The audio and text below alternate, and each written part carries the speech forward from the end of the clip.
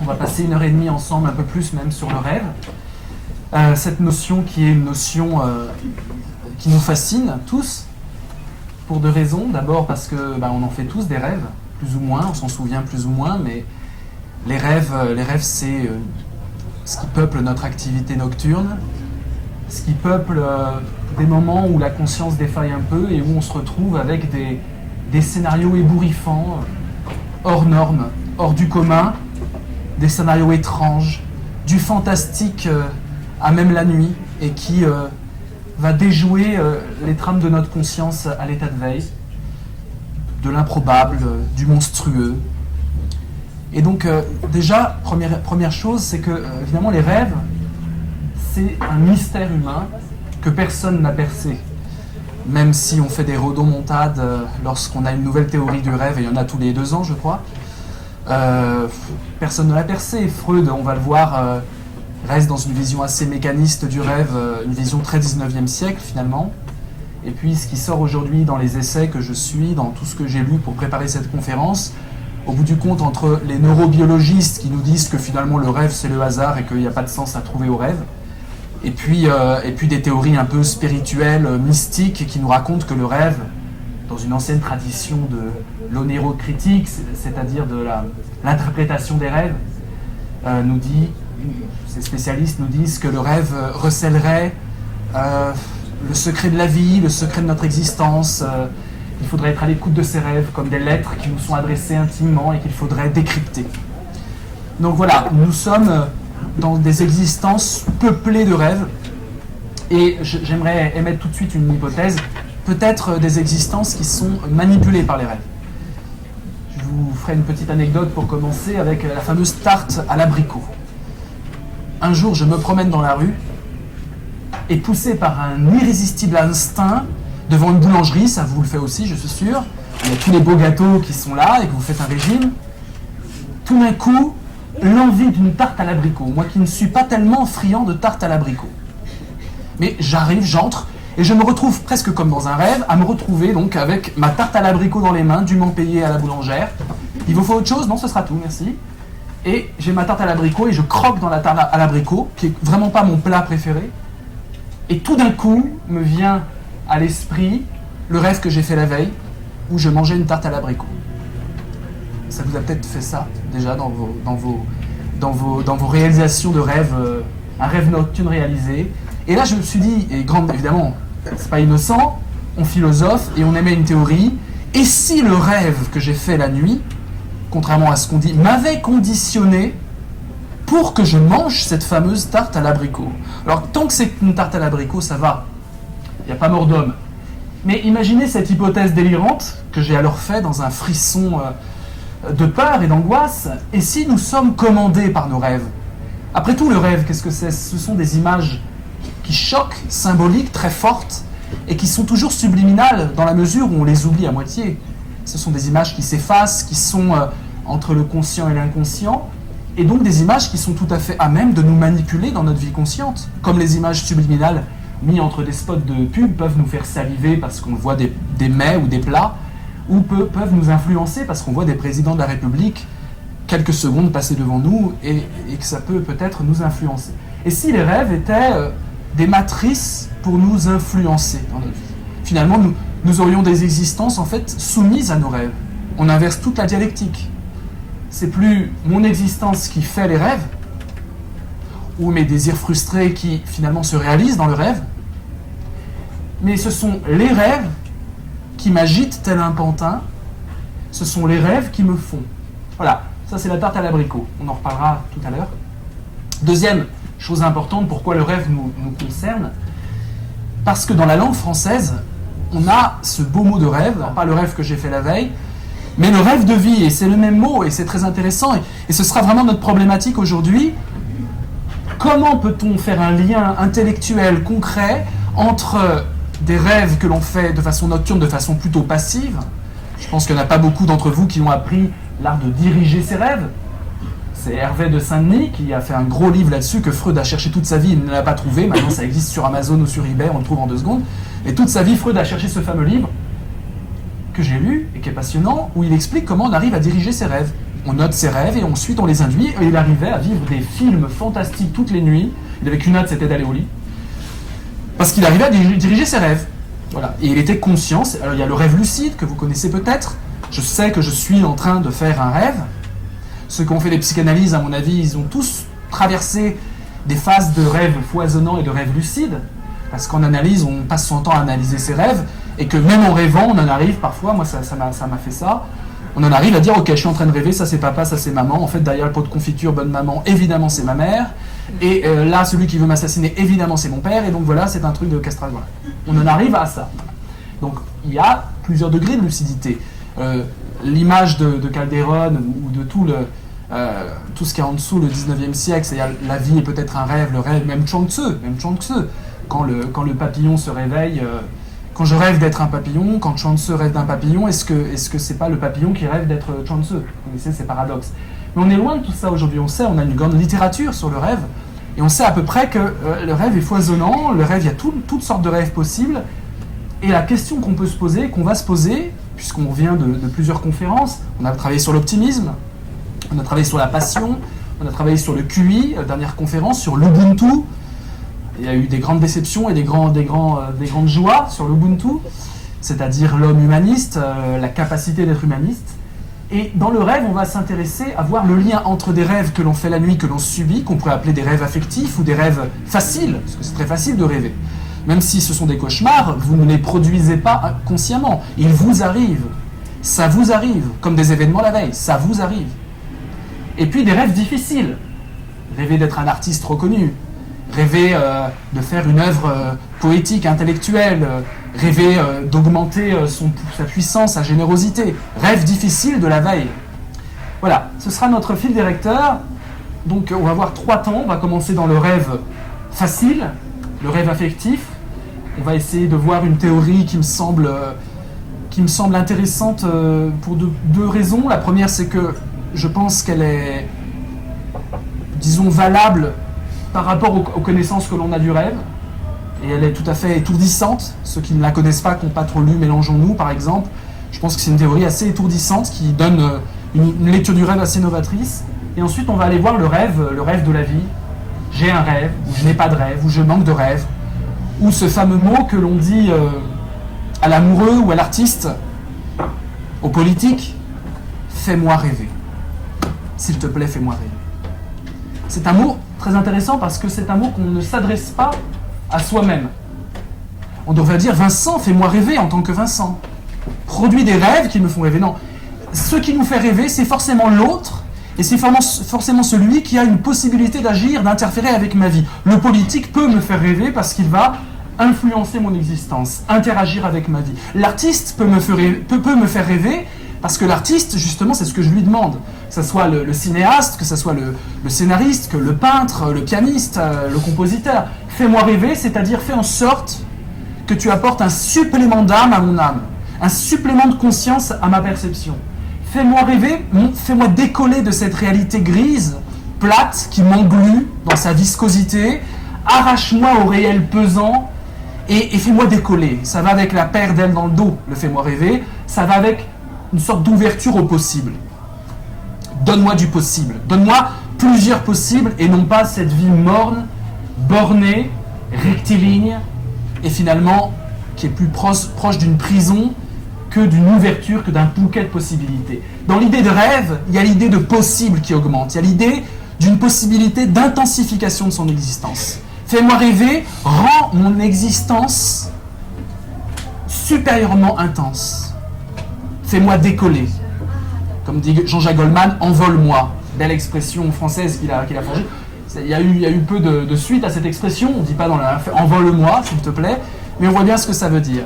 Alors, commençons dans l'analyse, par l'analyse du rêve en tant que tel.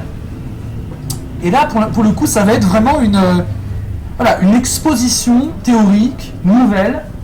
Alors, bon, j'ai des maîtres, bien sûr, là-dedans. J'ai un maître très concret, c'est Michel Lobreau, qui est un ami.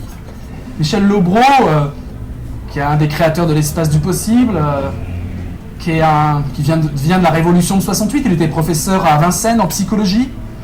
Ces livres sont magnifiques, je vous ai apporté l'anti-Freud, bien avant Michel Onfray, et beaucoup plus fouillé que des thèses où on va diaboliser un auteur. L'anti-Freud, pas connu, édition PUF, mais vraiment pas connu. En fait, la jeunesse de ce livre est passionnante, il m'a raconté, il devait écrire pour des éditions classiques un livre sur Freud, mais en tant que professeur de psychologie, il devait surtout pas dire du mal de Freud, qui est absolument incontournable. Quand je dis aux gens « je ne crois pas en l'inconscient », je me fais huer. L'inconscient est devenu notre démonologie quotidienne. Moi, je suis sûr qu'il n'y a pas d'inconscient, par exemple. Je suis sûr qu'il y a de l'automatisme, il y a des gestes automatiques, il y a de la mémoire plus ou moins là, plus ou moins convocable, mais l'idée d'un inconscient qui nous gouverne plus ou moins avec toutes les règles édictées par Freud, je pense qu'on peut la remettre en cause complètement, c'est ce qu'il fait d'ailleurs. Mais là, il ne pouvait pas le faire, il devait exposer aux étudiants la théorie freudienne. Et ça le démangeait. Ça lui grattait la barbe. Il a une très belle barbe, Michel Lebrun. Il n'en pouvait plus de parler de Freud et de ne pas dire son point de vue de philosophe. Et donc, qu'est-ce qu'il a fait? Le défoulement du philosophe, il a écrit un livre, l'Anti-Freud, qui est un livre défouloir, après avoir écrit un livre où il expose tout Freud très convenablement, très proprement, très universitairement, il s'est défoulé en disant voilà ce que je pense vraiment de Freud. Alors c'est passionnant parce qu'il induit un autre système, d'autres analyses. Il montre qu'on a affaire à une démonologie. Et il montre surtout une autre perspective du rêve. Je peux vous citer un peu, qu'est-ce qu'il dit? Cela nous permet d'être plongés, le rêve, dans l'étrange et le fantastique, où nous pouvons faire des expériences de nature émotionnelle. Tout est là. Le rêve nous permet de faire des expériences de nature émotionnelle. Le mot expérience, c'est ce qu'il y a de plus important. Ce n'est pas, de la mémoire qui redevient active, ce n'est pas votre vie qui se tord dans une sorte de rébus symbolique, ce sont des expériences nouvelles et émotionnelles qui sont d'une importance primordiale pour notre vie affective. Dans la théorie de Michel, dans notre vie quotidienne, dans notre vie à l'état de veille, nous devons mettre l'affectif de côté, pour 1000 raisons. Là, je suis en train de vous parler, mais il y a tout un pan affectif que je ne peux pas mettre là. Voilà, des gens que je connais, des visages qui me sont familiers, des impressions internes. Je suis en train, là, dans cet exercice de conférence, de filtrer ma vie affective. Mais tout le monde fait ça à l'état de veille. Au travail, vous êtes obligé de filtrer votre vie affective. Vous êtes dans ce que j'appelle, moi, le moi, justement. Le moi, c'est-à-dire ce moi social, ce moi bienséant, plus ou moins, cette représentation plus ou moins contrôlée de soi-même. Et les moi, on en a plusieurs. Le soldat qui partait au front en 14-18 avait son moi de soldat qui n'était pas du tout le moi de papa, parce qu'il était aussi père de 2 enfants. Et quand il est avec ses enfants, il n'est plus du tout soldat. Il est dans un autre moi, une autre représentation sociale. Le moi soldat est une représentation. Le moi amoureux, quand il est amoureux de sa douce Dulcinée, c'est aussi un autre moi. Nous sommes composés de plusieurs moi qui sont autant de masques sociaux, plus ou moins sincères, plus ou moins authentiques, mais qui mettent de côté l'affectif, la vie affective pleine et entière. Que fait le rêve, d'après Michel Lebrun? Le rêve va nous réinjecter l'affectif que l'on a mis de côté. Dans le rêve, et c'est pour ça qu'on a affaire à une théâtralisation extrêmement poussée des affects, des émotions, c'est pas la peur, c'est la maxi-peur. C'est pas le doute, c'est le méga-doute. Tout est poussé à son extrême. Les émotions sont poussées à leur extrême, précisément parce qu'elles ont été refoulées à l'état de veille. Si vous voulez, le rêve va me remettre dans mon individualité entière et pleine. C'est une théorie fascinante. Et alors il l'explique très bien dans ses 2 livres, l'Anti-Freud un peu, mais surtout la puissance du rêve. Et c'est un peu ce que j'explique dans Mélangeons-nous. Mais alors là, je vais évidemment mettre un petit bémol.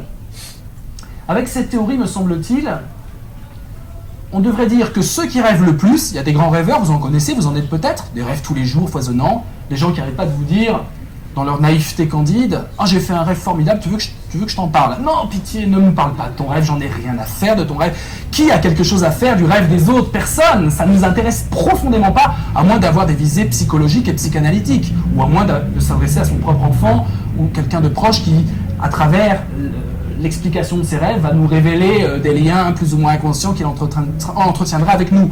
Mais le rêve d'un inconnu, je ne sais pas si vous avez lu des livres sur les rêves, ça nous intéresse. Freud est ennuyé au possible quand il raconte les rêves des inconnus, ça ne nous intéresse pas. Petit bémol donc, ceux qui rêveraient le plus seraient ceux qui refouleraient le plus leur vie affective. Et il n'en est rien, me semble-t-il. Il n'en est rien, il y en a qui sont pleinement dans leur vie affective de tous les jours, qui sont dans des masques sociaux très proches d'eux-mêmes. Ils ont toujours du moi, mais du moi où affleure leur véritable personnalité, et pourtant ils ont des rêves gorgés d'émotions, gorgés d'affectifs qui surgissent. Donc, on va aller dans une autre théorie, mais c'est le point de départ très important, me semble-t-il. Le point de départ, et c'est la trouvaille de Michel, c'est de montrer le rêve comme une matrice d'expérimentation nouvelle. Le rêve nous fait vivre des expériences, ou évidemment des expériences d'abord affectives. Les rêves les plus, je dirais, cruciaux, ceux qui nous font des frissons dans les chines, ceux qui nous réveillent et nous révulsent, ce sont des rêves d'ailleurs, et ça il faudrait le noter, où des individus chers à notre cœur se transforment. Tout d'un coup, le visage se décompose et un autre visage apparaît. Là, ça y est, je vois le frisson se répandre. Oui. Hein, oui. Ma maman, mon papa, mon fils, mon ami, mon mari. Et tout d'un coup, derrière le visage de mon mari, il disparaît, l'œil gonfle et hop, quelqu'un d'autre apparaît. Et là, c'est atroce, c'est effrayant, c'est le cauchemar absolu. Vous voyez ce genre de rêve. Plongeons dans une analyse, à mon avis, qui me semble juste et qui me semble surtout très intéressante pour la suite, pour connecter le rêve nocturne au rêve de la vie, justement. Nous avons vu le moi, les moi possibles, des rôles sociaux, des rôles d'emprunt. Nous devons maintenant réfléchir à l'identité de l'individu en mouvement, mais dans sa pureté et sa vérité même. Pas de moi, pas de masque. Moi, tel que je suis. Peut-être tel que je n'apparais jamais. On est tous plus ou moins, je dirais, intriqués dans des rapports sociaux qui nous font mentir à nous-mêmes. Je vais appeler ça le jeu. J-E, entre parenthèses U. Très important de mettre ce jeu J-E-U dans le jeu J-E qui est mon identité pleine, entière, et qui est toujours en mouvement, en jeu. Pensez encore une fois au jeu des engrenages. Il y a du lest, il y a du jeu, ça circule. Rien n'est figé. Le moi, c'est figé, plus ou moins. Ce sont des blocs identitaires. Le jeu, on n'est pas dans du bloc, on n'est pas dans du monolithique, on est dans de la fluidité. C'est ce que vous êtes profondément. Et Dieu sait que c'est paradoxal. Votre jeu est paradoxal. Vous êtes l'assassin et vous êtes la proie. Vous êtes celui qui désire et celui qui déteste. Tout ça, c'est embrouillé. Tout ça, c'est un bouillonnement d'émotions non contrôlables, en tout cas du point de vue du jeu. Une des grandes théories actuelles, qu'on voit dans le développement personnel, qu'on voit dans le coaching, c'est de dire le but du jeu est d'être jeu, et jamais moi. Je ne pense pas du tout que ce soit un idéal pour moi. Enfin pour moi, pour nous. Je ne pense pas qu'on puisse s'affranchir du moi. Je pense que ça nous ferait tomber, alors soit dans un état idyllique où tout le monde serait des hippies authentiques, fleurs au fusil et poèmes d'amour à la bouche, ce qui est compliqué dans le monde de l'entreprise tel qu'il se fait en ce moment, ce qui est compliqué quand vous avez des brainstorming, des team building, tout ce qui finit en ing, d'être un jeu authentique. Cher patron, tu m'emmerdes. Et je te le dis parce que je n'ai pas de moi, le moi de l'employé. Voilà, je suis vraiment moi et je te dis, enfin ce que vous voulez d'ailleurs, voilà. Non, c'est pas possible. Vous riez, ça prouve bien que ce n'est pas possible. Et donc, ce jeu authentique, pourtant, on y aspire. Et quelque part, on a raison de se dire que quelle vie ça serait d'être tout le temps dans le jeu, J-E entre parenthèses. Est-ce que c'est pas plutôt la vie d'artiste ? L'artiste, attention, indépendant, qui ne dépend pas de ceux qui le payent, du marché de l'art, de sa notoriété, de son image. C'est compliqué, hein, c'est les artistes, c'est très compliqué, le jeu. On verrait plutôt des moments de jeu, dans un univers qui nous obligerait à être moi. Le jeu est fluide, le moi est plutôt rigide. Quand je dis qui je suis, quand je décline, je sais pas, ma profession par exemple, je suis dans le moi. Et donc je peux circonscrire le moi, je peux l'expliquer. Mon boulot c'est ça, je suis ça, et je peux faire le tour de moi. Je peux circonscrire mon identité dans le moi. Dans le jeu, je ne peux pas. Dans le jeu, je n'en finis pas de parler de moi. D'ailleurs, ça déborde le langage. Ça déborde les capacités du langage. Je n'en finis pas de dire le jeu, de l'être aimé. On en fait des poèmes. On parlera de Balzac tout à l'heure. Balzac, quand il est amoureux, c'est des poèmes et des lettres et des lettres et des lettres et des lettres. Non pas parce que c'est un graphomane maniaque et qui ne fait que écrire parce qu'il a les dettes qui lui courent après, mais parce qu'on n'en finit pas. Dès qu'il s'agit de dire le jeu de quelqu'un, on entre dans le poème infini de cette identité qui toujours se défausse, toujours change, toujours prend la tangente de l'explication rationnelle. Et vous êtes comme ça, on est tous comme ça. Dans le jeu JE entre parenthèses U. Eh bien, ma théorie, très simplement, c'est que le rêve va venir briser le moi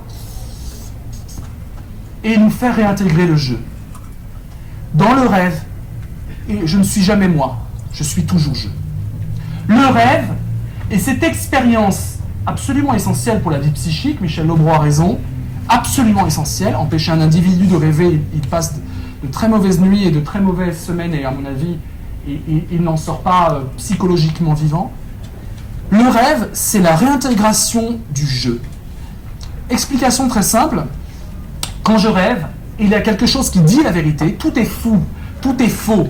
Les couleurs sont fausses, les visages sont faux, un être se transforme en un autre. Nous sommes dans un déroulé de l'imaginaire presque bouillonnant, magmatique à l'état pur. Il n'empêche qu'il y a une vérité. Non pas l'inconscient qui s'exprimerait à travers le rêve. Là, c'est déjà une construction qui demande d'être validée à plusieurs reprises et qui est compliquée. Mais il y a une vérité, c'est que quand j'ai peur, j'ai vraiment peur. C'est que quand j'aime, j'aime vraiment. C'est que quand je désire sexuellement, je suis dans le désir sexuel pur. C'est que quand je m'émerveille, je suis vraiment dans l'émerveillement pur. Il n'y a pas de possibilité de retrait de ma conscience à ma conscience. Il n'y a pas de possibilité de retrancher des éléments de ma personnalité comme avec le moi, où je peux me cacher derrière ce masque social. Dans le rêve, je suis pleinement l'émotion qui me traverse. Et peut-être, j'ai envie de dire, ça n'arriverait que dans le rêve. Peut-être que cet espace du jeu complet, cette identité fluide, n'existe que dans le rêve. C'est le magnifique mot de Pessoa que l'on doit tous méditer.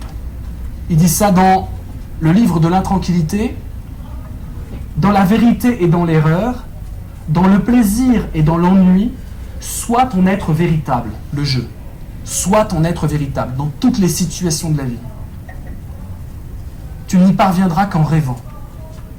Parce que ta vie réelle, ta vie humaine, c'est celle qui, loin de t'appartenir, appartient aux autres. Nous sommes dans la dialectique du moi et du jeu. Ta vie réelle, ta vie humaine, tu ne peux être que moi. Parce que ton identité appartient aux autres. Ton identité, elle est prise dans les rouages de la sociabilité obligatoire. Mais dans le rêve, tu peux être ton toi véritable. Magnifique mot de Pessoa qui illustre exactement ce que je dis. Alors, maintenant, on va essayer de voir comment ça se passe. C'est pas tout de dire une hypothèse. On va essayer de plonger un peu dans l'hypothèse et voir comment ça marche. Il y a d'abord une explication du pourquoi on a besoin de moi. Pourquoi on a besoin de ces identités qui se protègent, qui ne montrent pas tout ce qu'elles sont, et qui se cachent derrière le bouclier ou le masque du moi. Parce que nous avons peur de la vie, nous avons peur des autres, nous avons peur des jugements, nous devons nous cacher, nous devons nous dissimuler. Parce que la vie peut nous atteindre dans notre chair, les événements qui nous frappent peuvent nous bouleverser. Et être vivant, c'est justement être criblé d'émotions et d'abord être criblé d'événements. Quelqu'un qui n'est pas vivant, rien ne lui arrive. Il s'enferme chez lui, et le moindre événement, on le voit ça à la vieillesse sénile, le moindre événement, c'est le programme télé, c'est le match de foot où ils auraient dû gagner mais ils ont perdu. Voilà. Tout se réduit à l'espace, je dirais, chloroformé, formalisé, de l'enfermement dans lequel on gît de plus en plus. Donc, vivre, c'est accepter d'être traversé d'événements. Vivre, c'est accepter de se faire transformer au contact du monde, au contact des autres, et donc au contact des événements. Parce que si le monde me transforme, c'est bien qu'il m'arrive quelque chose. Je ne me transforme pas comme ça en me promenant dans Paris. Si je me transforme, c'est qu'il m'arrive quelque chose de bouleversant, de surprenant, de désarçonnant, comme dans un rêve. Le rêve a un point commun avec l'événement, c'est qu'il me surprend. Oh, d'ailleurs, on a besoin d'en parler. Il faut que je te raconte mon rêve. Non, pitié, ne me raconte pas ton rêve. Mais attends, mais j'ai besoin d'en parler parce que c'est un événement qui m'est arrivé cette nuit. Il m'est arrivé un événement qui m'a surpris, bouleversé, émerveillé, déstabilisé. Tout ce qui me déstabilise, me surprend, tout ce qui est de l'extérieur qui veut entrer en moi et que je dis non, n'entre pas tout de suite, t'es peut-être dangereux. C'est de l'événement. C'est la définition même d'un événement. Un événement qui ne nous bouleverserait pas ne serait pas un événement, ce serait la platitude de la vie. Le petit train-train quotidien, c'est justement une façon subtile de désamorcer tous les événements qui peuvent avoir lieu. Et lorsqu'on dit le secret du couple, c'est d'éviter le train-train. Comme par hasard, on apprend que le secret du couple, c'est de créer des événements à deux. C'est-à-dire des choses qui nous surprennent à deux, qui nous émerveillent à deux, du waouh, du incroyable, du oh là là, du qu'est-ce qu'on va faire, de l'imprévu, de l'impondérable, de l'aventure. De l'aventure. Donc une vie intense, c'est une vie qui accepte l'aventure, c'est-à-dire à un moment ou à un autre, il faut bien accepter que les événements du monde extérieur, le ça m'arrive, tu sais pas ce qui m'est arrivé, eh ben je puisse l'intégrer. Que ça soit un ça m'arrive, qui devienne un ça arrive, et qui devienne un c'est ma mémoire maintenant, c'est mon souvenir. Je dois donc digérer ces événements déstabilisants. Je dois les intégrer à mon jeu. Je dois en faire mon jeu. Et pour ça, je dois véritablement être persuadé que les événements déstabilisants qui me touchent ne vont pas me détruire si je les laisse entrer. Donc, nous avons quoi? Nous avons dans une vie des événements qui frappent à la porte de votre conscience, de votre jeu. Et le réflexe, plus l'événement est fort, plus l'événement est déstabilisant, le réflexe, c'est de dire non, t'attends un peu, tu passes dans le sas de décompression. Je vais te mettre en quarantaine, t'es peut-être contagieux, t'es peut-être dangereux, tu vas peut-être fissurer mon intériorité, mon intimité, ma mythologie intime. Donc je vais vérifier si la puissance de déstabilisation que tu contiens en tant qu'événement qui me bouleverse va être digeste ou pas pour ma psyché. Et donc je le stocke, dans quoi je le stocke? Je le stocke dans le moi. C'est peut-être ça qui fait qu'on a des mois. Le moi, et là on va plus loin dans la définition, le moi est un sas de décompression événementielle. Suivez? J'ai un événement bouleversant au travail, voilà, quelqu'un apprend quelque chose qui va changer ma façon de travailler, qui me bouleverse, on est tous étonnés, on se donne rendez-vous en salle de réunion, et on est dans des mois un peu déstabilisés, on va essayer de contrôler. Tout événement, on essaie, le moi, essaye de le contrôler, pour pouvoir le digérer. Vous rencontrez quelqu'un dans la rue que vous n'avez pas vu depuis 15 ans, avec qui vous avez plein de souvenirs, c'est un événement pour vous. Si vous me le racontez, je vais faire « Oh ouais, ok, c'est bien, tu l'avais, d'accord ». Pas un événement pour moi. Mais pour vous, ça va vous bouleverser. 15 ans, sans l'avoir vu. Oh, il a changé. Il a 2 enfants. Il a fait ce choix de vie-là. C'est bouleversant pour vous. C'est bouleversant. C'est un événement. Ça vous est déjà arrivé. C'est un événement. Vous le mettez dans votre moi et vous attendez la digestion. Alors, comment ça se passe concrètement? Stocké dans le moi. Alors, bien sûr, le moi, c'est petit. Si vous mettez plein d'événements non digérés, à un moment, le moi, il éclate. À un moment, il y a un problème. À un moment, il faut que ça s'évacue et que ça soit digéré. Une autre chose, on ne suit pas dans la temporalité ordinaire. Ça veut dire qu'un événement que vous mettez en quarantaine, il ne faut pas attendre 48 heures ou il ne faut pas attendre 2 minutes comme au micro-ondes pour qu'il soit digéré. Ça peut durer 20 ans. C'est-à-dire qu'il peut vous rester sur l'estomac pendant 20 ans, cet événement, sans entrer dans votre jeu, en restant stocké dans le moi. Les gens que l'on dit psychorigides, les gens qui ont des problèmes psychologiques, des névroses, les gens qui ressassent, ruminent des choses et vous dites « Mais pourquoi tu réitères les mêmes erreurs? Pourquoi tu fais ces choix mesquins alors que tu pourrais voir plus grand ?» Ce sont des gens qui n'ont pas digéré des événements qu'ils ont mis en quarantaine dans leur moi. Et ils sont obligés d'être moi. Parce qu'ils ne vont pas se départir des événements bouleversants. Ça fait partie d'eux, ça fait partie de leur historique, de leur biographie. Donc le moi gonfle. Et le moi gonfle et prend la place du je, J entre parenthèses U, c'est-à-dire d'une identité qui respire la vie. Et bien peu à peu, le moi s'alourdit. Et l'événement, donc, encore une fois, il peut vous rester sur l'estomac ou sur la conscience, un coin de la conscience, des années durant. Il y en a qui n'ont pas digéré des choses et qui, sur leur lit de mort, ne les ont toujours pas digérées. Alors donc, le moi prend cet événement en charge et le moi va essayer de l'évacuer, cet événement. Pas l'évacuer à l'extérieur de l'identité, mais les faire entrer dans l'identité, dans ce qu'elle a de plus profond, dans le magma interne. Ce que j'appelle la mythologie intime. Cet univers symbolique que l'on a en soi. Quels sont les moyens de la digestion événementielle? Le premier moyen, c'est la parole. On va en parler. Oh, tu sais pas ce qui m'est arrivé. Ah non, je sais pas ce qui t'est arrivé. On sait qu'on en a pour 1 heure. Blabla, blabla, blabla. Et on sait qu'on l'écoute, non pas parce que ça nous intéresse, mais parce que ça lui fait du bien. Parce qu'il est en train de mâcher l'événement bouleversant qu'il a eu. Et en parlant une fois avec Bernadette, une fois avec Michel et une fois avec Benjamin, il comprend que l'événement qu'il a ressassé, qu'il a dit, qu'il a mis presque en scénario, qu'il a mis en narration, avec un peu de contrôle dessus, il comprend que cet événement n'est pas nocif pour sa psyché, pour sa mythologie personnelle. Plus je parle d'un événement fort et bouleversant, plus je me familiarise avec cet événement. Du coup, ça devient mon histoire. À force de le répéter 3 fois, et plus l'événement est fort, plus il faut le répéter, et ben, je me familiarise. Ça fait partie de quelque chose qui est habituel, qui fait partie de mon intimité. Et ça, c'est la première phase de digestion, un peu comme des aliments que l'on va mâcher pour voir si nos papilles détectent du venin, du poison, des choses pourries, putrides, qui pourraient nous rendre malades, voire nous tuer. On a besoin de mâcher.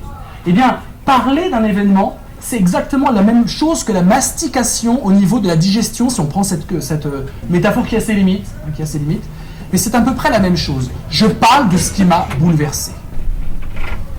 Alors, j'en parle. C'est pas pour ça que je l'intègre dans mon jeu. C'est pas pour ça que l'événement devient une chose qui fait partie de moi. Ça reste toujours étonnant. L'injection profonde, la décomposition de l'événement en pièces symboliques, un peu comme l'aliment va être décomposé en nutriments, en vitamines, en oligo-éléments, eh bien l'événement va devoir être décomposé pour être digéré. Par exemple, un événement fort qui concerne mon travail, qui concerne Jérémy, parce que c'est Jérémy qui m'a dit cet événement-là, et qui concerne mon rapport à l'humiliation publique, eh bien, mon travail, Jérémy et l'humiliation publique sont des dossiers en attente de recevoir du nouveau. Jérémy ne sera plus le même. Quand j'aurai digéré l'événement où il est totalement responsable de la catastrophe qui m'arrive, Jérémy, je ne le verrai pas pareil. Il faut que dans le dossier Jérémy, excusez-moi la métaphore informatique, ce qui s'est passé avec Jérémy entre dans le dossier. C'est ça la digestion événementielle. Tout événement est un amalgame d'entités symboliques. Je ne sais pas, qu'est-ce qui vous est arrivé récemment? Qu'est-ce qui vous est arrivé? Vous avez fait « Oh !» Je prends un exemple, moi par exemple, qu'est-ce qui m'est arrivé? Oui, d'accord, ok. Vous avez des événements dans la vie. Une journée sans événement, c'est une journée qui ne vaut pas la peine. Quand Nietzsche dit cette phrase, une journée où tu n'as pas dansé est une journée... En fait, le mot danser, c'est le mot à vivre des événements. On ne comprend pas cette phrase, on croit que ça ligne à la danse. Nietzsche ne dansait pas, je vous rassure. Hein. Nietzsche n'était pas un danseur. Mais l'hymne que fait Nietzsche à l'enfant et à la danse, à la royauté de l'enfant, c'est un hymne à la capacité de digérer les événements forts de la vie. L'enfant est une machine à digérer. L'enfant n'a pas de moi.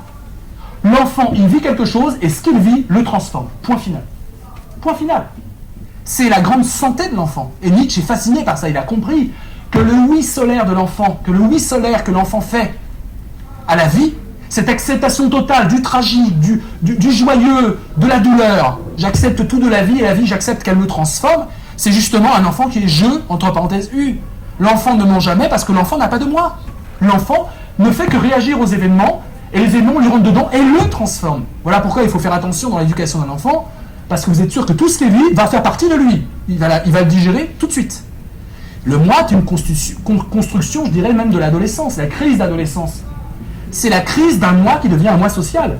Tout d'un coup, on prend conscience qu'on peut mentir et qu'on peut dire j'aime alors que tu n'aimes pas, j'aime pas alors que tu aimes, et qu'on peut être en défaut par rapport à notre jeu véritable, ce jeu de l'enfance, cette pureté émotionnelle. Et à partir de l'adolescence, le moi commence de grossir, et c'est pas négatif, je suis pas du tout un apôtre de la transparence identitaire, c'est bien d'avoir des moi, mais c'est bien aussi d'avoir une bonne digestion événementielle, c'est tout. Donc, premièrement, je parle de l'événement pour le décomposer en unités symboliques, et deuxièmement, je le fais entrer dans les dossiers, dans les différents dossiers qui touchent l'événement.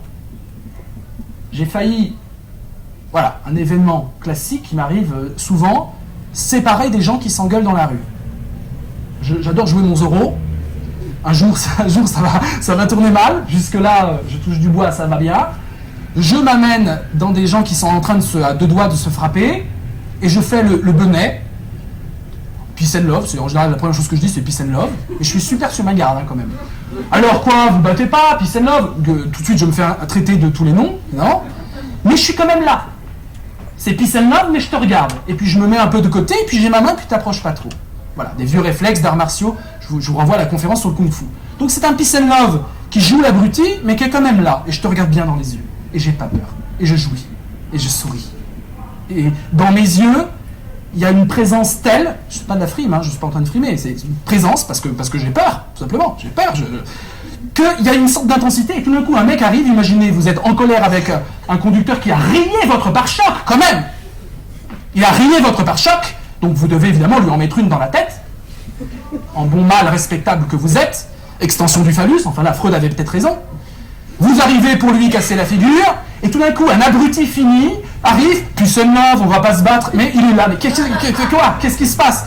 Je me demande quel est l'événement le plus fort. Est-ce que c'est le bisounours qui débarque, ou est-ce que c'est les raflages de carrosserie? Je ne sais pas.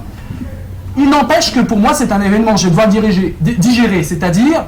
diriger. C'est-à-dire, finalement, en parler. En général, j'en parle. Je vous en parle, ça me fait du bien. Ça m'est arrivé la semaine dernière. Donc, et je n'avais pas digéré complètement. Mais merci, grâce à vous, voilà, j'en parle. Je vois que c'est pas dangereux d'en parler. Bon. Mais quand ça va être disloqué je dirais en entité symbolique, il y a quoi dans tout ça? Il y a mon rapport à la violence. C'est le dossier Vincent et le rapport à la violence. Okay. Il y a mon rapport à, je dirais, la masculinité. Quelque part, c'est une affaire d'homme. Est-ce que c'est une homosexualité refoulée qui s'exprime? Freud va des rétros, je ne sais pas. Est-ce que c'est au contraire une sorte d'héroïsme que je ne trouve pas dans la vie et que là, tout d'un coup, j'ai l'occasion? Je ne sais pas. Mais il y a évidemment le rapport à la voiture, parce que c'est toujours des trucs de voiture. Je ne sais pas pourquoi dans la ville, en tout cas à Paris, c'est toujours des problèmes de voiture. Finalement, le dossier voiture, il augmente à chaque fois. La voiture, je la vois toujours d'un œil différent. Et voilà. Et puis, je pourrais augmenter ça. Dans tout ce que vous avez vécu récemment, que vous devez digérer parce que vous devez en parler. Vous sentez qu'il y a un truc, vous devez en parler à vos proches, à ceux qui sont capables de vous écouter avec bienveillance. Vous avez plusieurs éléments symboliques qui entrent en jeu. Des prénoms, des situations, des contextes, la mer, la montagne, la ville, des couleurs. Il y avait plus de rouge que de jaune.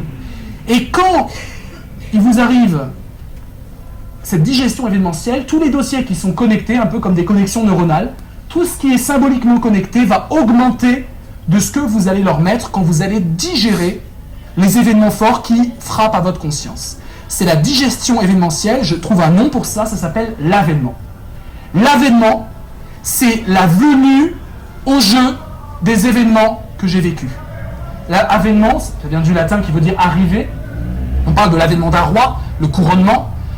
L'avènement, c'est tout d'un coup la chose qui est extérieure à moi. J'en ai parlé, j'en ai rêvé, et comme par hasard, on rêve toujours de choses fortes qui nous sont arrivées la veille, ou il y a 3 jours. Et je suis sûr que là, en vous ayant parlé de tout ça, ce soir, je ferai des rêves où il sera question de tout ça. Alors évidemment, c'est des rêves brouillons, parce qu'il y aura peut-être, c'était une voiture rouge en l'occurrence, qui était vraiment rouge, avec très très beau rouge sang, et il y avait une rayure effectivement sur cette voiture. Il est évident que la couleur rouge se colorera de l'événement que j'ai vécu. C'est pour ça que quand je vous dis rouge, écris-moi tout ce que tu as à dire sur le rouge, tout ce que tu as à dire sera totalement différent de tout le monde, indépendamment du contexte culturel. Nous avons tous notre univers symbolique qui augmente en fonction des événements que l'on a digérés. Le rêve, on comprend ce qu'est le rêve. Le rêve, c'est l'ouverture des dossiers concernés par l'événement que j'ai vécu. Un mec à moustache, une voiture rouge, Jérémy, Bernadette. Et c'est la digestion des événements que j'ai vécus. Les dossiers augmentent. Alors évidemment, et là vous allez comprendre, lorsque le dossier s'ouvre, le dossier rouge, c'était une voiture rouge, le dossier rouge s'ouvre, mais le dossier rouge, il est très très gros. Je crois que j'ai appris le mot rouge à l'âge de 2 ans. Donc depuis l'âge de 2 ans, mon dossier a augmenté. Il est énorme. Le rouge, pour moi, veut dire des choses énormes, très fortes symboliquement, qui n'ont rien à voir avec le feu ou avec le sang, comme on dit dans les dictionnaires de symboles. C'est mon rouge à moi. Et votre rouge à vous, n'est pas le même. Donc, en mettant les bribes d'éléments disloqués dans le dossier rouge, mon dossier rouge va mélanger ce qui m'est arrivé récemment avec du rouge avec des choses du passé qui me sont arrivées avec du rouge. Et voilà pourquoi le rêve mélange des souvenirs anciens aux souvenirs récents. Parce qu'en ouvrant les dossiers symboliques, on brasse, si vous voulez, il y a une sorte de redistribution symbolique, de reconfiguration symbolique. C'est la théorie de la forme, pour ceux qui connaissent la Gestalt théorie, c'est la théorie de la forme. Si je fais entrer quelque chose dans le dossier, tout est redistribué avec cette chose-là. Donc c'est plus le rouge, c'est le rouge. C'est plus non plus le rouge plus cet événement d'une voiture rayée qui était rouge, mais c'est un nouveau rouge fait de la totalité des connexions nouvelles que l'événement a induit.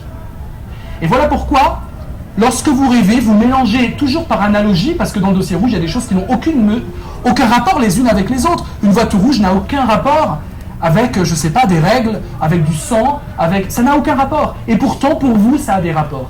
Ça a des rapports parce qu'ils sont conjoints dans le même dossier symbolique. J'espère que c'est assez clair. Le rêve est une digestion événementielle. Entrons dans la deuxième étape de notre analyse. Le rêve au sens de j'ai un rêve. Je vais vous parler de l'ambition, parce que quand la Française des Jeux m'a donné rendez-vous cette semaine, Monsieur Cespedes, on veut vous voir, c'est grave. Je dis ouais, je vais gagner, j'ai gagné, pas, je voyais les millions d'euros éclater devant mes yeux, le rêve, un des rêves classiques. Et bien pas du tout, non, il voulait des services de philosophe pour coacher, entre guillemets, des grands gagnants, ça arrive. Quand je dis grands gagnants, c'est 132 millions d'euros par exemple. Ça veut dire que vous mettez ça sur votre compte en banque, et sans dépenser un seul centime de votre capital, vous avez 9 000 euros par jour à dépenser tous les jours. Vous réalisez ? C'est-à-dire qu'on ne devient plus humain. C'est tout simple.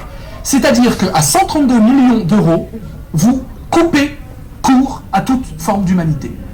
Parce que Afflelou soit la 199e fortune de France, c'est toute une construction ambitionnelle qu'il a amenée là. Il a digéré tout ça. Il a eu le temps de brasser de l'univers symbolique. Et dans ces dossiers, il y a sa conquête du pouvoir, de la notoriété ou d'une entreprise qui fonctionne. Mais quand vous êtes une petite gens et que tout d'un coup vous avez un compte en banque à 132 millions d'euros et le devoir moral presque de dépenser, même si c'est pour des œuvres charitables, de dépenser 9 000 euros par jour sans entamer votre capital, je le répète parce que ça fait drôle dans la bouche, il faut le digérer ça aussi, eh bien vous perdez contact avec la réalité. Je vous renvoie là à mon livre Magique étude du bonheur, où un génie me visite et me dit « Tu as gagné, tu as le droit à un vœu. Quel que soit ton vœu, il sera réalisé. Quel est le vœu que vous allez choisir ?» Et c'est vraiment le test pour voir le degré d'ambition. Et donc, nos joueurs, nos très grands gagnants, sont totalement déboussolés. Et le réflexe classique, et je l'ai appris avec cet entretien avec la Française des Jeux, le réflexe classique, c'est qu'ils ne changent rien. Ils continuent leur petite vie, le petit pavillon de banlieue à 230 000 euros, et le plafond à repeindre, parce que quand même, il y a des petites rayures au plafond. Je vous rassure, tous ceux avant de jouer, tous ceux-là, ils étaient comme vous. Oh, si je gagne, ça sera super. Oh, je vais m'acheter plein de choses, ça fera... Non, c'est la peur. Une peur tétanisante, une peur violente que la vie change. Et la vie, forcément, elle change. Forcément, elle va changer. La vie ne sera plus du tout la même que la vie précédente. Vous imaginez la violence de la chose ? Vos amis ne seront plus les mêmes. Les rapports, même dans votre famille, ne seront plus les mêmes. Vous allez devoir vivre une vie, et c'est ce que je leur ai proposé comme solution. La seule solution psychologiquement pour qu'ils acceptent cette vie qui forcément s'ouvre à de nouveaux horizons, c'est de les rendre ambitieux. Mais l'ambition pas, alors c'est plus du tout l'ambition, je dirais, narcissique, égocentrée, l'ambition mesquine, moi avant les autres au détriment des autres. C'est l'ambition de Martin Luther King, c'est l'ambition de Gandhi, de Mandela, c'est l'ambition de I have a dream, un grand rêve humaniste. C'est cette ambition-là, mais c'est très dur à des gens normaux, je me réfère à la conférence sur la normalité, de tout d'un coup accéder à ce haut degré de rêve, d'être parmi les 200 plus riches de France, sans avoir construit, par digestion, par avènement, par rêve, sans avoir véritablement rêvé la chose.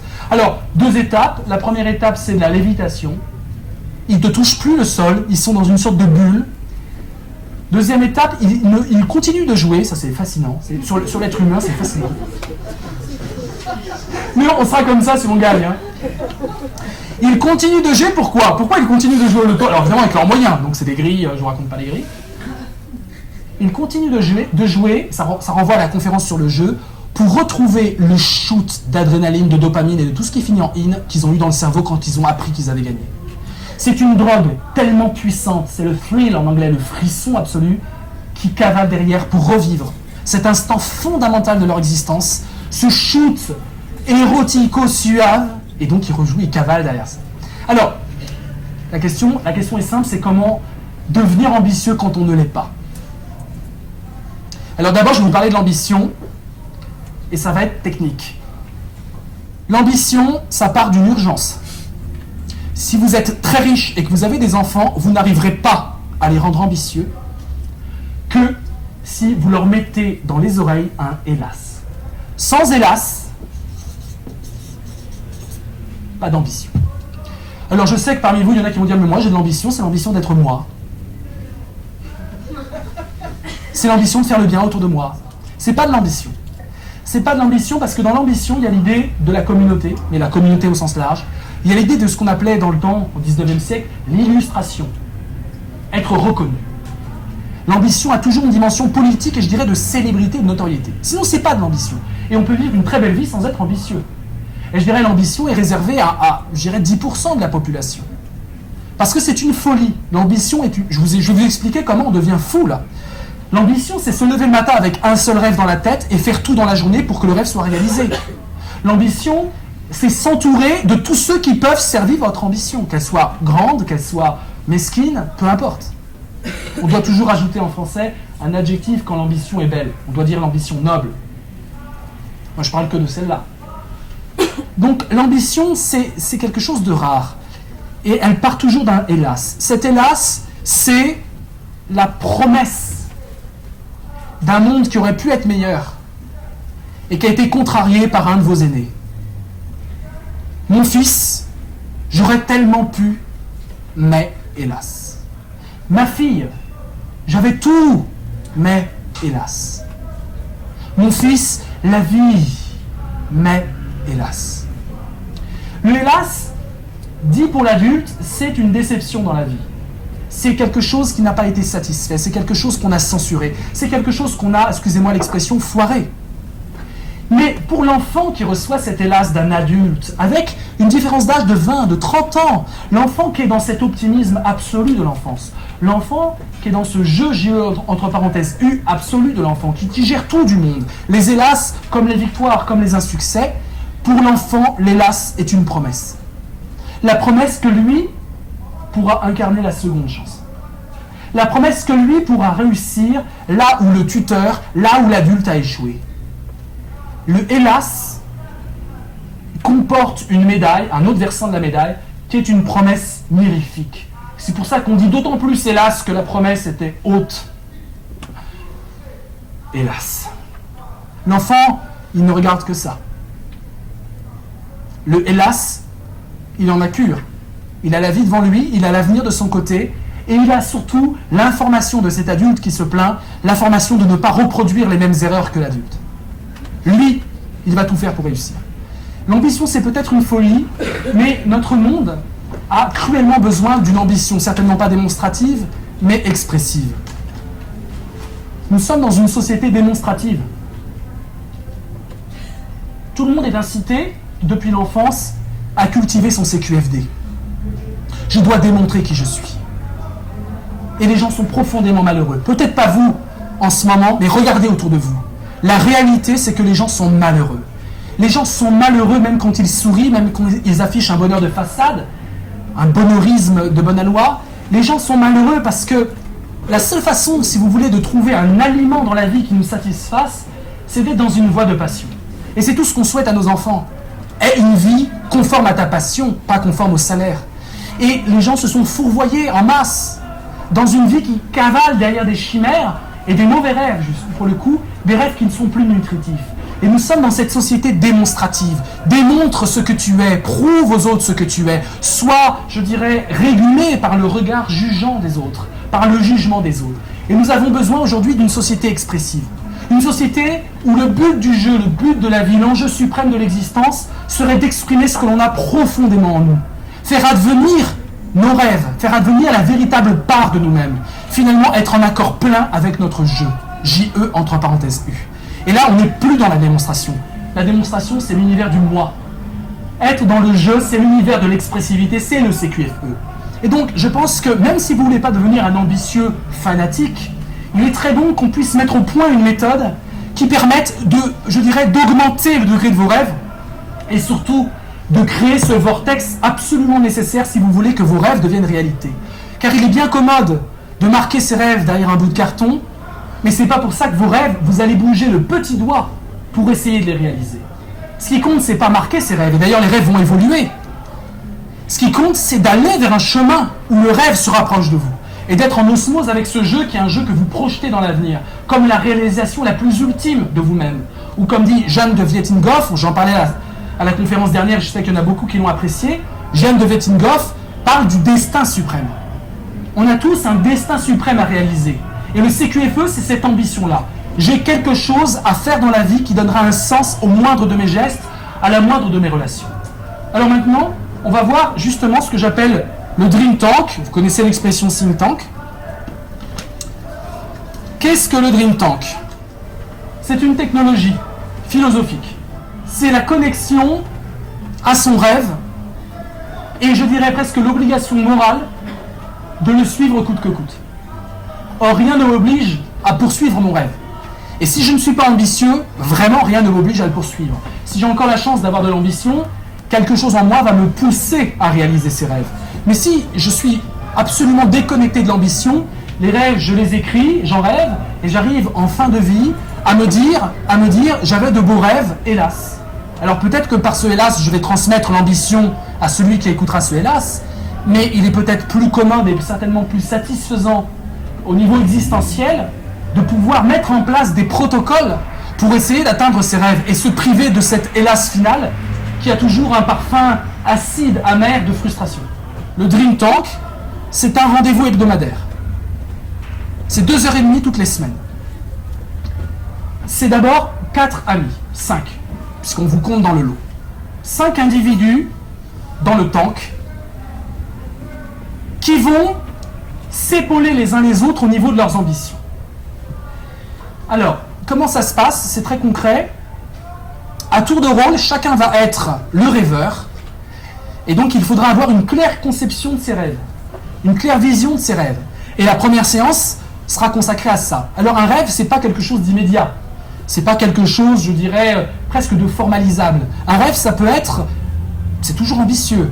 C'est toujours ambitieux. C'est toujours... ça peut être du succès dans un domaine. Et un succès très concret. Être à la une d'un magazine qui reconnaîtra que je suis dans le succès. Ou avoir un article publié dans une revue. C'est très concret, un rêve. C'est à la fois concret et à la fois suffisamment éloigné de moi pour que je me dise que j'ai bien 1 an, 2 ans de travail pour arriver à ce rêve. Donc il faut trouver le bon dosage du rêve.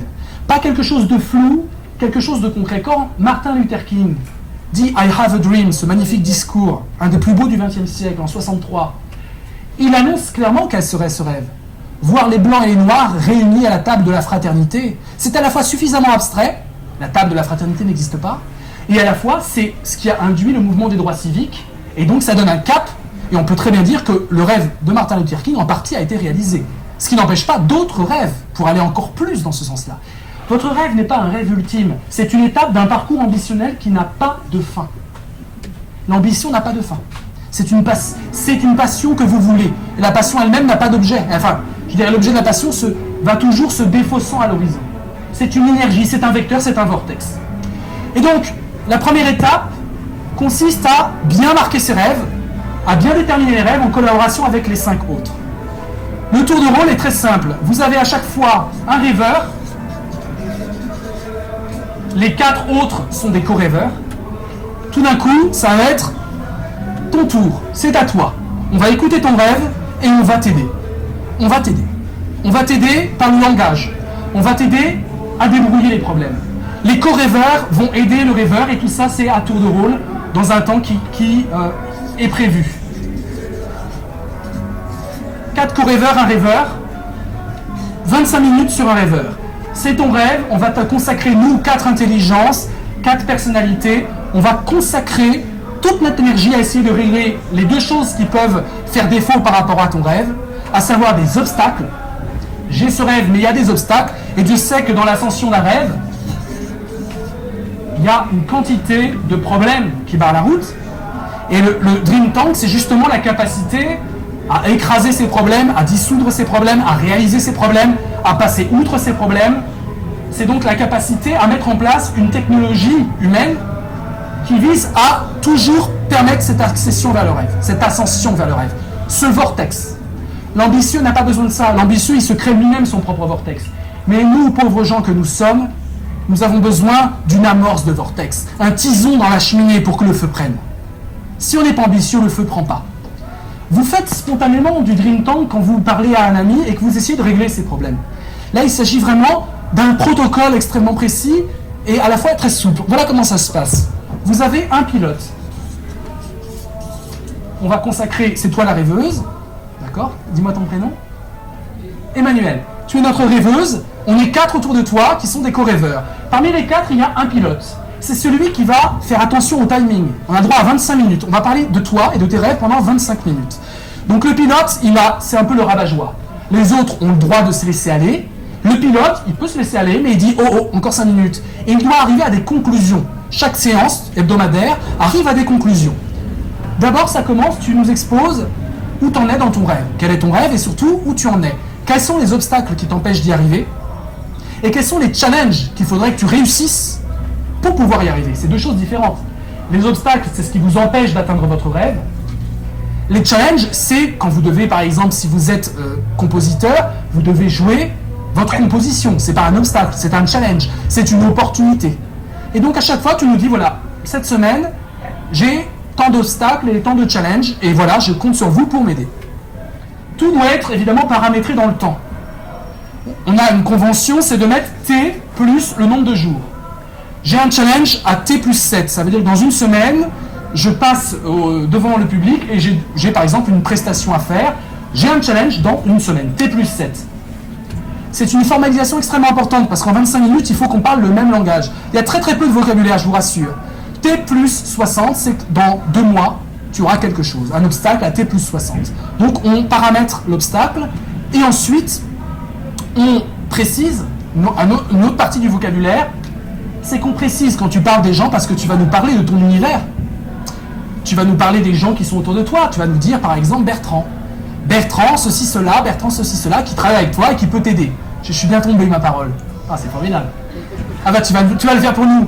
Alors, on a 2 coordonnées par personne. 2 coordonnées. Dès que quelqu'un parle d'une personne, Bertrand, Jérémy, Louisiane, dès que quelqu'un parle d'une personne, il y a 2 coordonnées. Il y a la coordonnée d'engagement. Qu'est-ce que l'engagement? C'est le soutien effectif. C'est des gens qui t'aident. Concrètement, on n'est pas dans je t'aide, je te masse les épaules. On n'est pas dans je t'aide, je te flatte ton narcissisme. On est dans je t'aide parce que j'ai le carnet d'adresse. On est dans je t'aide parce que je te booste réellement et je te donne des contrats. On est dans je t'aide parce que je te dépanne quand tu as un problème. Je te dépanne parce que tu as des enfants et que je dois m'en occuper pendant que toi tu réalises ton rêve, par exemple. C'est de l'aide concrète. C'est ce que j'appelle l'engagement. Je suis engagé dans l'ascension de ton rêve. Je suis engagé. Je fais partie de ton vortex et je t'aide. Cet engagement, on lui donne une note de 1 à 5. 0 aussi peut-être, je ne sais pas, ça c'est à vous de voir. 0 d'engagement. Donc Bertrand, tu diras par exemple, il est combien sur 5 d'engagement dans ton rêve? À 4. Bon ben je vois très bien. 4, c'est quelqu'un qui t'aide vraiment, concrètement. Hein, il te donne de l'argent, je sais pas. Enfin... je plaisante. Ensuite, une autre coordonnée très importante pour qu'on parle le même langage sans s'apesantir dans la psychologie, hein, c'est ce que j'appelle le ressourcement. J'ai fait une faute, ressourcement. Pareil, sur 5. Le ressourcement, c'est le soutien non pas effectif, mais affectif. Là, on masse les épaules. Là, on détend. Là, c'est quelqu'un qui te fait vivre des choses qui te détendent. Et à chaque fois dans l'ambition, il y a ça, il y a ce yo-yo à faire. Entre des engagements où je monte dans l'ascension de mon rêve et une capacité à me ressourcer dans tous les sens du terme.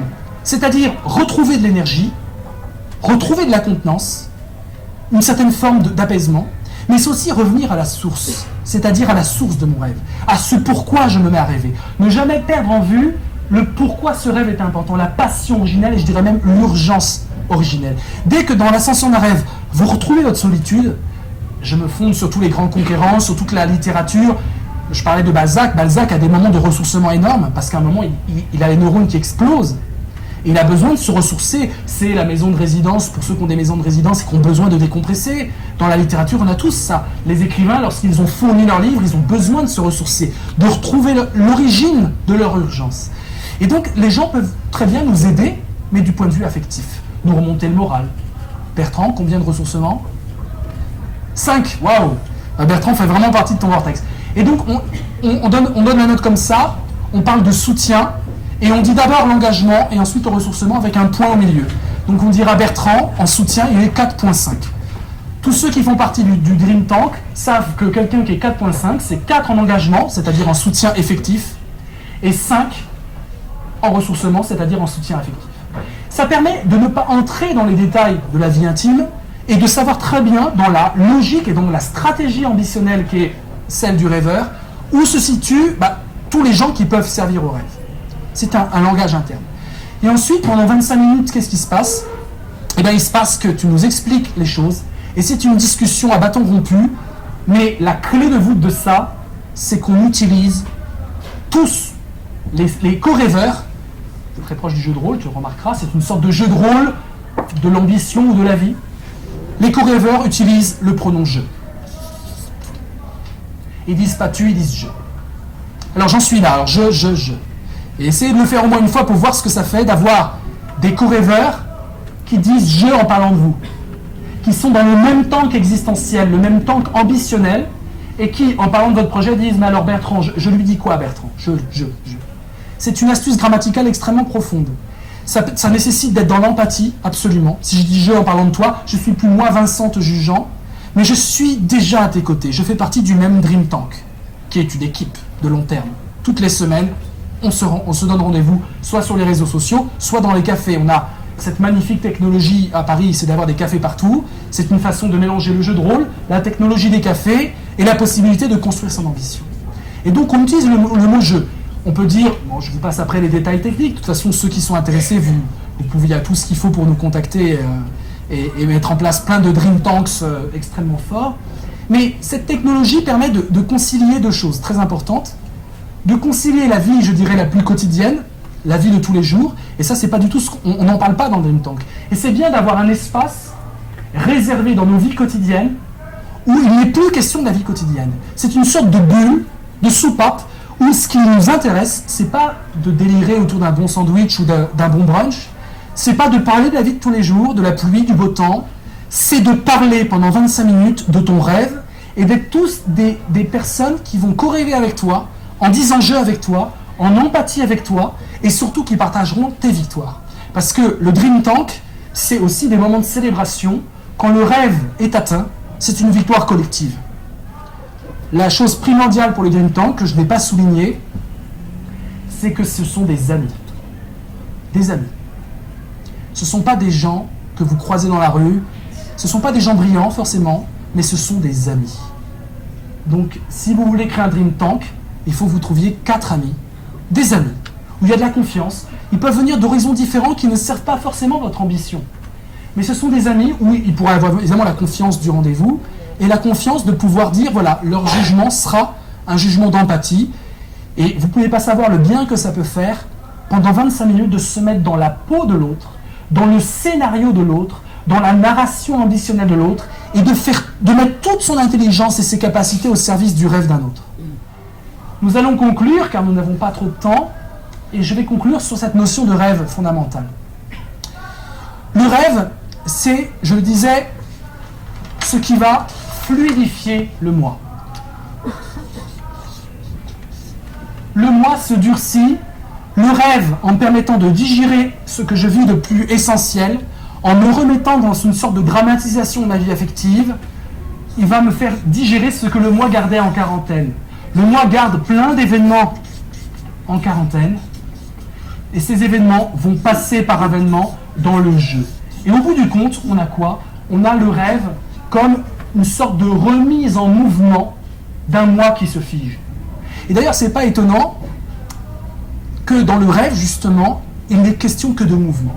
Tout est translation. Les visages se transforment, les couleurs se transforment. Et même quand je rêve que je suis immobile en courant, en faisant du surplace, un rêve assez classique, je fais du surplace immobile, il y a toujours cette notion d'une tension vers le mouvement, vers l'ailleurs. Et qui est d'autant plus cuisante, cette tension, que je suis immobile. La frustration d'être immobile lorsque je dois fuir un péril ou atteindre le Graal promis. Dans le rêve, il y a toujours une remise en mouvement de tout ce qui se fige. Le rêve est une matrice à fluidification de mon identité. Et cette vision du rêve-là, on la retrouve dans la notion d'ambition. Et c'est là-dessus que j'aimerais conclure. Je vais prendre pour ça Balzac comme exemple de conclusion. Balzac est quelqu'un d'ambitieux, profondément ambitieux, qui a eu une mère qui voulait qu'il soit notaire. C'est-à-dire qu'il voulait qu'il soit ambitieux. Alors ce n'est pas l'ambition littéraire, mais sa mère, même s'il a traité de monstre, il a traité de tous les noms, la pauvre mère s'en est pris plein la tête. N'empêche que Balzac est mort dans les mains de sa mère, et que la mère a toujours été là pour éponger ses fameuses dettes, et que la mère a toujours assuré, comme on dit aujourd'hui, de quelqu'un de responsable, sur qui on peut compter. Donc ne pas croire Balzac, cet enfant martyrologue, qui se crée son propre martyr, sa propre martyrologie. La mère a toujours été là, et la mère lui a injecté du CQFD, c'est-à-dire cette nécessité, et il n'y a pas que la mère, il y a Napoléon aussi, il faut le dire aussi. Balzac, c'est juste après Napoléon. Napoléon est emprisonné lorsqu'il prend ses cours à la Sorbonne, et Napoléon, c'est la figure de l'homme héroïque, c'est la figure qui a, je dirais, rendu ambitieux toute une génération. C'est simple, la génération des jeunes sous Napoléon était des jeunes qui imaginaient les grands hommes comme pouvant faire l'histoire. Les grands hommes, et y compris les grands hommes littéraires. Balzac, un malin à la Sorbonne, a eu des cours d'un certain professeur Villemain, qui expliquait dans ses cours que tous ceux qui prennent la plume et qui peuvent écrire des livres sont comme des Napoléons en puissance. Il prend l'exemple de Cromwell, le lord anglais, qui justement, utilisait le verbe et l'éloquence pour servir ses discours politiques. Et il dit, Cromwell n'avait même pas besoin de l'éloquence parce qu'il avait les armes de son côté. Il n'empêche que par son éloquence, il dépassait tout le monde et il n'avait du coup pas besoin des armes. Donc, la génération napoléonienne, napoléonisée, c'est une génération d'ambitieux qui comprennent qu'avec un stylo et une plume plutôt, ils peuvent changer l'histoire. Et Balzac naît avec ce rêve d'illustration-là, ce rêve grandiose. Et dès l'âge de 19 ans, il va écrire sa première pièce, Cromwell, comme par hasard. Cromwell, elle s'appelle, qui est un sombre navet. Évidemment, on lui dit, tout le monde lui dit autour de lui, le père qui est sympathique, lui fait lire devant des professeurs la pièce de son fils. Tout le monde fait, tu fais tout ce que tu veux, sauf écrivain, s'il te plaît, mon cher Balzac, parce que là, franchement, c'est nul. Mais Balzac est ambitieux. L'échec n'est qu'un booster. L'échec n'existe pas. Il a pris sa passion d'écrire comme le but de son ambition. Donc, qu'importe l'objet. Et donc, notre homme va se remettre au travail, il va dire, si la tragédie ne marche pas, eh bien, la prose va marcher. Et il s'est mis à écrire des livres, d'abord sous pseudo, et ensuite, il a eu le succès qu'on connaît, il est devenu un dandy sacré du tout Paris. Il a vraiment réussi, c'était l'homme à la mode, des traits assez ingrats, pas quelqu'un qui brillait par sa beauté, mais qui avait une brûlure humaine, une chaleur humaine extraordinaire, un charme. Dès qu'il commençait à s'enflammer, son éloquence charmait tout le monde parce qu'il avait les yeux de braise, il était dans l'ambition. Mais Balzac, à un moment de sa vie, se rend compte que ce vortex qu'il a construit, CQFD, le fait vivre à côté de la plaque. Comment il a construit son vortex, Balzac? Comment il a construit cette spirale de vie qui le propulse tout seul vers les sommets de la gloire? Parce que c'est ça un vortex. Tous ceux qui réussissent n'ont jamais finalement agi pour réussir. Ils se sont simplement construits un vortex qui les a propulsés au sommet. C'est le vortex qui propulse au sommet, c'est pas votre volonté propre. On ne peut pas être volontariste et réussir. On peut être volontariste de comment je m'entoure, quel est mon dream tank, et ensuite, au sens élargi pour le coup, et ensuite je suis poussé par ce vortex. Le vortex vous aspire, vous pousse. Si vous vous entourez que d'écrivains, que d'hommes de lettres, et que vous voulez être écrivain, vous n'avez pas besoin d'avoir la volonté d'être écrivain. Vous allez pousser, parce que vous aurez Victor Hugo qui, en vous donnant une tape sur l'épaule, alors t'en es où de ton livre? C'est ça le vortex. C'est avoir Victor Hugo au petit déjeuner qui vous dit alors raconte-moi t'en es où de ton livre. Ça vous booste. C'est pas votre volonté même. C'est le vortex qui comprend Victor Hugo, qui comprend Théophile Gautier, qui comprend grosso modo tous les grands écrivains de l'époque et du tout Paris. L'astuce qu'il a trouvée Balzac, ce sont les dettes. Balzac a inventé son vortex comme ça, être toujours en dette pour devoir toujours les rembourser, devoir toujours rembourser ses dettes, c'est-à-dire écrire force article, force roman, force livre, de façon à cavaler toujours devant ses créanciers qui nous réclament, être l'éternel débiteur qui doit combler ses lacunes financières à coups de plume et à coups de livres. Et quand on lit la correspondance de Balzac, c'est évident qu'il fait exprès. C'est évident. C'est-à-dire qu'il a des trains de vie dispendieux, il achète des fourrures, il achète des meubles, il adore les antiquaires, il avait une canne ornée de turquoise, mais il était toujours en déficit à la banque, toujours, comme par hasard. Il achète des villas, il achète... À sa mort, quand il est ruiné à sa mort, son appartement, décrit par Victor Hugo, il est luxueux, empli de meubles anciens, ornés, etc. Il se met toujours dans les dettes pour avoir ce vortex, il n'avait pas encore l'invention du Dream Tank, le pauvre Balzac. Vous n'avez pas besoin d'avoir un compte en banque déficitaire pour vous booster maintenant. Et Balzac se rend compte que c'est pas possible, cette vie toujours à cavaler, à écrire, il a des expressions très dures dans sa correspondance, il n'aime pas cette vie, enfin il s'en plaint en tout cas. Eh bien un jour, il tombe amoureux, enfin un jour, après 16 ans de cours épistolaires, il tombe amoureux de Evelyn Anska, la comtesse ukrainienne. Alors comtesse ça l'arrange parce que quand même il a des dettes, hein, donc c'est pas mal de... Voilà. Il garde quand même le CQFD en ligne de mire. Et il tombe... Alors elle est en Ukraine, hein, c'est à la Pologne russe. C'est-à-dire à l'autre bout du monde, et il n'a pas d'argent, donc il ne peut pas y aller. Il ne peut pas y aller. Ça coûte très cher le voyage. Il n'a même pas d'argent pour timbrer ses lettres. Vous imaginez ? Il lui dit, je ne t'ai pas écrit parce que je n'avais pas de quoi payer le timbre, et j'ai honte de ça, et il lui répète. Et à chaque fois dans ses lettres, il y a je t'aime, et puis il y va sur ses dettes. Je dois ça à un tel, ça à un tel. Je m'en sortirai, car je vais écrire une pièce qui va casser la baraque, et j'aurai plein d'argent. Et à chaque fois, il répète ça, et à chaque fois, évidemment, il échoue. Il échoue, ça casse pas la baraque, ou en tout cas, il avait trop misé dessus, et donc il entretient son vortex. C'est-à-dire qu'on est, et ça c'est très important, on est piégé par son vortex. À un moment, le vortex, on ne décide plus, c'est lui qui décide de nous. À un moment, cette ascension vers le rêve fait qu'on est complètement comme une marionnette dans un tunnel qu'on a construit. On était responsable. Au début, on est libre, et puis peu à peu, le vortex que l'on crée est une prison qui ne nous enferme pas, qui nous propulse même si on veut dévier. Et la grande question qu'on peut se poser avec Balzac, c'est si on part d'une urgence CQFD, je dois prouver à tout le monde que je suis quelqu'un d'énorme, que je suis le roi de la littérature, c'est ça son but, hein, devenir le roi. Il le dit à l'âge de 16 ans. Et il écrit, quand il est au collège, un traité de la volonté, qui aurait été brûlé par le professeur sans même être lu. Vous imaginez la blessure, je pense qu'il a inventé. Mais ça veut dire, même s'il a inventé, ça veut dire que ça fait partie du mythe qui s'auto-construit. À 11 ans, j'ai écrit le traité de la volonté. Il voulait être philosophe. Balzac est un philosophe frustré qui écrit des livres, des romans, parce que ça rapporte plus d'argent. Et d'ailleurs, il s'essaye au théâtre, parce que le théâtre rapporte encore plus d'argent que les romans. Mais profondément, Balzac, c'est une philosophie. Et qui est loin d'être royaliste ou légitimiste, comme on veut le croire. C'est une philosophie mordante, contre la bourgeoisie. D'ailleurs, il se dit royaliste, mais on ne voit pas tellement de choses tellement royalistes dans ses écrits, même s'il aime les comtesses, et il essaie de se faire adopter par l'aristocratie, qui les conduit d'ailleurs très simplement. L'aristocratie n'a de cesse d'en faire un bouffon de salon mondain, et jamais, il y a d'autres comtesses qui utilisent Balzac pour dire, regardez, j'ai le fameux Balzac dont tout Paris parle, mais au bout du compte, il n'arrive pas à entrer en aristocratie. Balzac, c'est le révolté éternel, c'est très subversif, hein, il va déconstruire tout le moi de l'époque. Toute l'époque accède au moi. Tout le monde peut être ambitieux à l'âge de Balzac, parce que tout le monde, non seulement a mangé de Napoléon, mais à la Révolution française, qui nous fait sortir de la société de cour, et qui dit maintenant l'ambition, le peuple peut l'avoir. C'est ça Balzac. C'est pour ça que tout le 19e siècle parle que d'ambition. Lisez Stendhal qui n'aime pas l'ambition, mais la thématique littéraire du 19e siècle, c'est l'ambition qui est maintenant accessible par tout le monde. Et bien Balzac dit, je ne peux pas vivre une vie de CQFD, je dois devenir CQFE. Je dois dire ce que j'ai sur le cœur, dire des vérités, dire mon amour.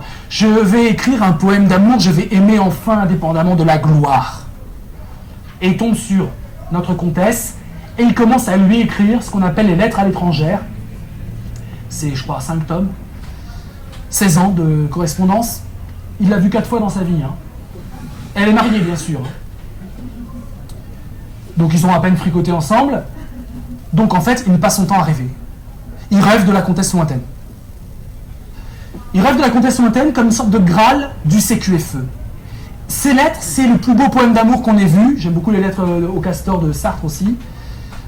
Mais c'est une immense correspondance amoureuse. Il a des expressions, vous êtes ma Provence, je suis fait de vous, vous êtes fait de moi, il tutoie, il vous voit. C'est confondant, tout est sur Gallica, lisez la correspondance, les lettres au hasard. C'est le Balzac, moi, qui m'a le plus ébloui. Il y en a plein qui ont dit... Octave Mirbeau dit que c'est un... Bon, on parle de jactance énorme. Bon, bah, c'est pas sympathique, mais je pense qu'il y a vraiment... On est dans le CQFE. On est dans j'exprime ce que je suis véritablement. On n'est plus dans le moi, on est dans le je, entre parenthèses, U. Il rêve de cette comtesse. Alors, évidemment, selon la thèse d'Octave Mirbeau, ils se dupent les deux. Elle, perdue dans son fin fond d'Ukraine, pays barbare à l'époque, elle rêve de Paris, qui est le centre culturel du monde. Donc il n'arrête pas de lui agiter cette nouvelle royauté féminine. Toi, comtesse à Paris, tu vas briller de tous les feux. Et donc elle fantasme, elle, sur ce Paris qui arrive. Et elle le fait fantasmer sur son titre de comtesse qui pourrait enfin rembourser toutes ses dettes et faire passer son vortex CQFD au vortex CQFE, exprimer la vérité de son être et non plus courir après la vaine gloire. Sauf que, comme je vous ai dit, il ne l'a pas croisé, il l'invente. Ils s'inventent mutuellement les deux, et puis un jour il a assez d'argent, il arrive en Ukraine, il passe quelques mois là-bas, il revient à Paris, et il meurt. Il se marie avec quand même, il réussit, et 4 mois après, il meurt. Le cœur explose, hypertrophie du cœur. Il explose en plein vol,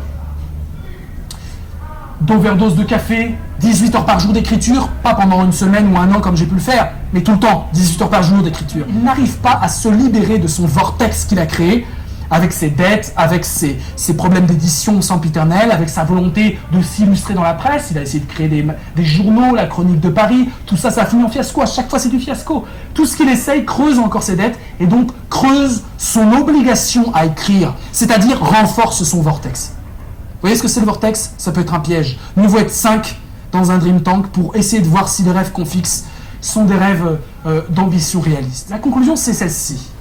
Dans notre société démonstrative, être quelqu'un de l'ordre de l'expressivité est à la fois une trahison sociale, et à la fois, je dirais, le plus grand des périls. Notre but à tous ici, c'est d'arriver dans une société expressive.